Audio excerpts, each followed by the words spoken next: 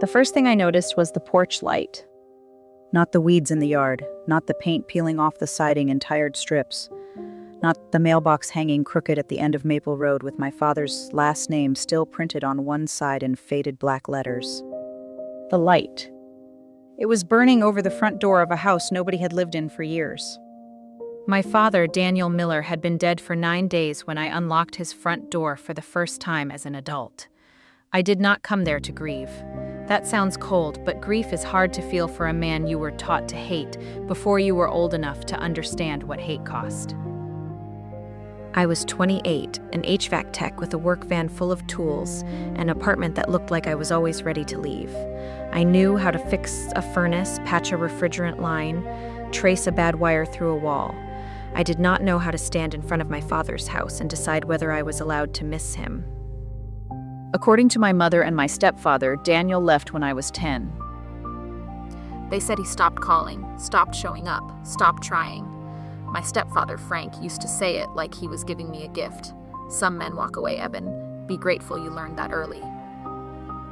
So I learned it. I built my life around it. I never asked too much from anyone. I never stayed where I was not wanted, and I never drove down Maple Road, even though a part of me always remembered that porch. When the county called to say Daniel had died and the house was now my problem, the plan was simple. Clean it out, make the minimum repairs, sell it to anyone willing to take it, then drive away before the place could start asking questions. But that porch light was still on. The power should have been disconnected. The house should have been dark. Instead, that yellow bulb glowed in the afternoon like someone had been expecting me. I tried the front switch first. Nothing. The light stayed on. I went to the utility closet, opened the panel, and found a circuit labeled in my father's blocky handwriting, "Porch, do not cut." That annoyed me more than it should have. Dead men do not get to leave instructions, especially not dead men who missed 18 years of birthdays.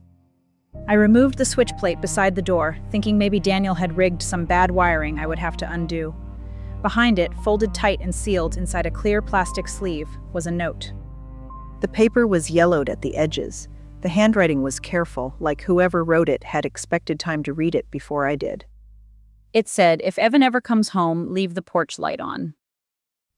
I stood there with the screwdriver in one hand and that note in the other, feeling something inside me shift in a way I did not want. Anger came first because anger was easier. If he wanted me home, where had he been? If he had cared, why did I grow up believing I was the son he gave up on? I almost put the note back and walked out. Then I saw the calendar on the kitchen wall. It was 8 years old, covered in dust, still open to June. One square was circled in red, my birthday. Under it, my father had written 3 words. Light stays on. Before Maple Road pulled me back, my life was built around leaving. I rented a 1-bedroom apartment over a closed insurance office on the edge of town. I kept my clothes in 2 plastic bins, not a dresser. My dishes were mismatched. My walls were bare except for a calendar from the supply house where I bought HVAC parts. I told myself I lived that way because I was practical. The truth was, I never liked giving a place too much evidence that I had been there. Most mornings, I was up before 6, drinking gas station coffee in my work van while the dashboard heater rattled like it was asking for mercy. I fixed other people's broken air conditioners, heat pumps, and furnace lines. I knew how to listen for a failing motor before it died. I knew how to trace a bad connection through a wall. I knew which customers would hover over my shoulder and which ones would leave a check under the mat. Machines made sense to me, families did not. When the county called about Daniel Miller's house, I had just finished replacing a blower motor for a woman who kept apologizing for the mess in her laundry room. I almost let the call go to voicemail. The woman on the line said my father's estate had listed me as next of kin, and there were papers I needed to sign. I remember staring at the side of my van. Next of kin. That was a strange thing to call a son who had not been invited into his father's life for 18 years. I drove to my mother's house that evening because it felt wrong not to tell her. Ruth Whitmore still lived in the same brick ranch where I spent most of my teenage years. Frank's truck was in the driveway, clean as always, parked squarely in the center like the house had been built around it. My mother opened the door before I knocked twice. She looked smaller than I remembered. though I had seen her 2 weeks earlier. "Yvonne," she said, "is everything okay?" I told her Daniel was dead. Her face changed, but only for a second. Then Frank came in from the den, wiping his hands on a towel even though they were already clean. "What did he leave you?" he asked. "Not, are you all right? Not, I'm sorry. Just that." "A house," I said, "Maple Road." Frank gave a short laugh through his nose. "Of course he did. One last problem for somebody else to clean up." My mother looked down at the floor. "I said I was going to fix what I could and sell it." Frank nodded like I had passed a test. "That's the smart thing. Don't get sentimental over a man who couldn't keep a promise." There it was, the sentence I had grown up under. Daniel was unreliable. Daniel was selfish. Daniel left. Frank stayed. Frank paid bills. Frank showed up to school meetings. Frank taught me how to shake hands, how to mow straight lines, how to answer "yes, sir," even when my throat burned. He had done enough good that questioning him always felt like betrayal. Still, that night, something about his certainty bothered me. My mother asked if I wanted her to come with me to the house. Before I could answer, Frank said, "No need to drag this out. Evan can handle it." She closed her mouth. That was how it usually worked in their house. My mother felt something. Frank named it. The room accepted his version. When I left, she followed me onto the porch and touched my sleeve. "Don't stay there too late," she said. I almost asked why. But Frank was standing behind the screen door, watching us, so I just nodded and walked to my van. The next morning, I went back to Maple Road with a toolbox, a trash bag, and a promise to myself that I would not start caring. That promise lasted until I opened the utility closet. Inside, hanging from a nail beside the breaker panel, was a 3-ring binder with a cracked blue cover. I expected warranty papers, maybe old electric bills. Instead, every plastic sleeve held a receipt. Porch repair, June 2011. Replacement window, back bedroom, October 2012. New bedroom paint, March 2014. HVA service, January 2016. Roof patch over Evan's room, November 2018. I read that one twice. Evan's room. Not back room, not guest room, my room, a room I had not slept in since I was 10 years old. Each receipt had a note written in my father's handwriting. Short notes, practical notes, nothing dramatic. Keep dry before winter. Fix before birthday. Ask what he likes now. That last one sat in my chest like a stone. I carried the binder into the hallway and opened the door to the small room at the back of the house. I remembered it being bigger. Most childhood rooms shrink when you see them as an adult, but this one felt different. It had not been turned into storage. It had been waiting. There was a narrow bed against the wall with no sheets on it, a bookshelf with 2 old model airplane kits, a basic tools set still sealed in plastic. On the closet hook hung a jacket that would have fit me at 15, maybe 16. The tag was still on it. I wanted to laugh. I wanted to throw it across the room. Instead, I stood there and tried to make the facts line up with the story I had been handed. My father stopped trying. My father kept a room ready. My father forgot my birthday. My father circled it on an old kitchen calendar and wrote, "Light stays on." One strange note behind a switch plate could have been guilt. A room could have been denial. But receipts spread across 8 years were something else. They were a pattern. I crossed the yard to the house next door because I needed someone to tell me I was reading too much into it. Mrs. Alma Green opened the door with a coffee mug in one hand and looked at the binder like she had been expecting it. "You kept those?" she asked. "You knew?" She sighed and stepped onto the porch. "I knew pieces." That answer made my stomach tighten. She told me Daniel fixed that house every year, even when he could barely afford materials. He replaced the porch bulb before every birthday. He patched the roof after storms.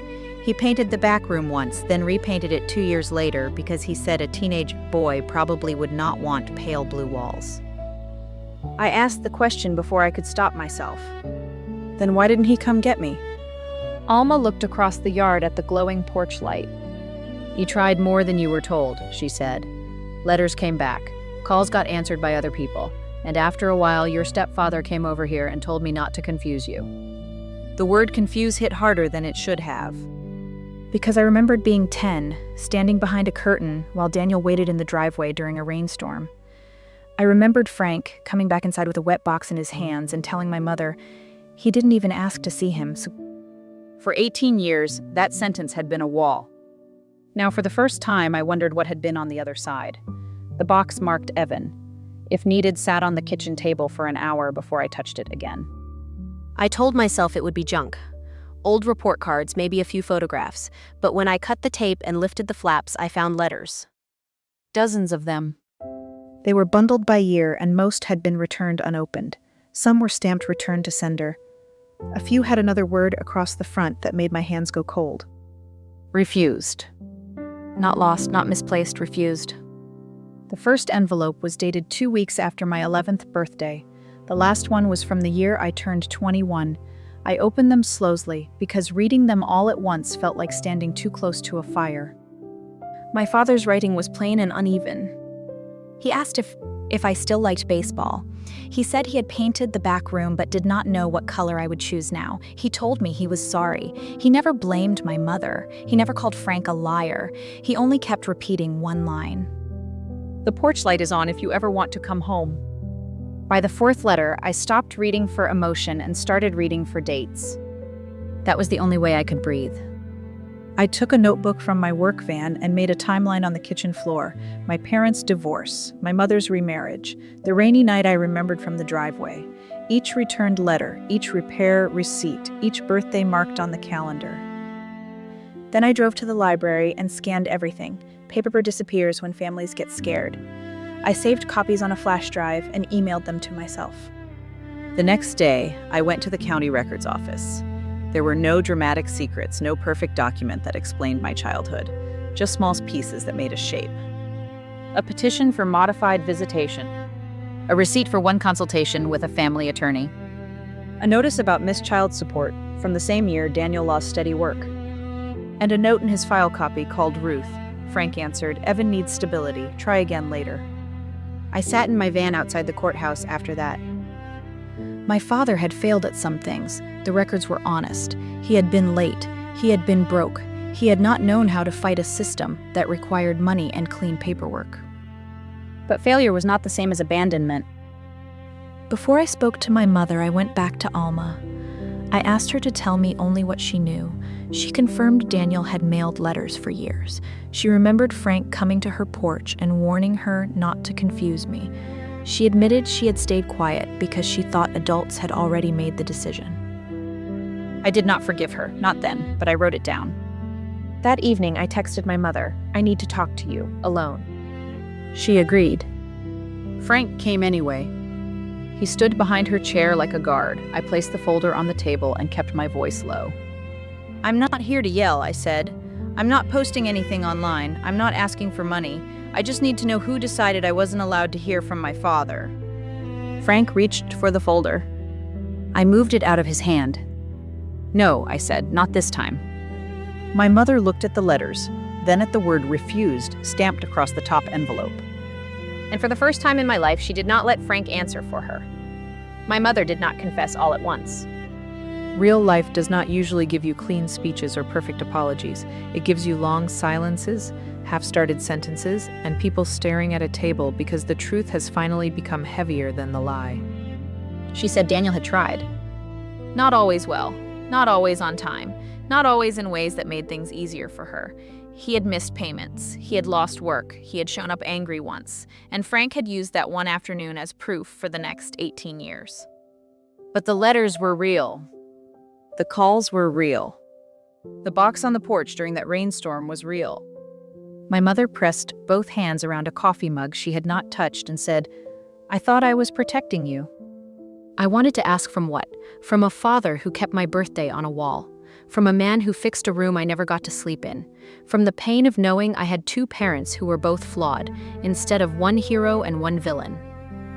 But I did not say any of that. Frank did. "It was unstable," he said. "You were a child. Your mother needed peace." I looked at him then, really looked at him. For most of my Frank's certainty had filled every room before anyone else could breathe.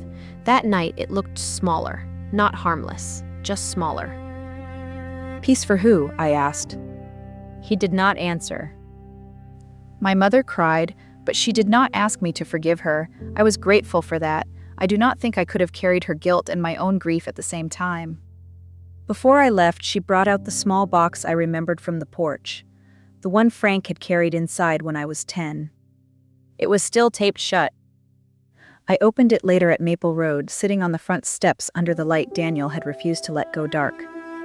Inside was a pocket knife with my name engraved on the handle, 2 expired tickets to a minor league baseball game, and a note in my father's handwriting. "I'll teach you when you're ready." That was when I finally cried. Not loudly, not the way people do in movies. I just sat there with the knife in my palm and let 18 years of being unwanted become something else.